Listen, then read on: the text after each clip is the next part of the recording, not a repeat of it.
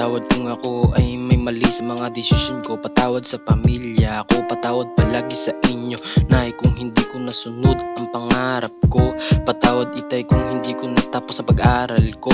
Ngayon ay natuto na. Patawad sa magulang ko kung hindi ako naging makulit sa inyo. E di sana di ako ganito, nangungulila sa mga bagay na parang laging may babala. Ano ba talaga kung ako ay lalaban ng patas? Kung tutuusin pwede namang umatras, pero anong magagawa? Isa kong paa nakatapak na wala nang atrasan pa. Kung ako'y mamamatay, ayos lang, patawadin niyo ako sa mga mali ko at sa mga tao nasaktan.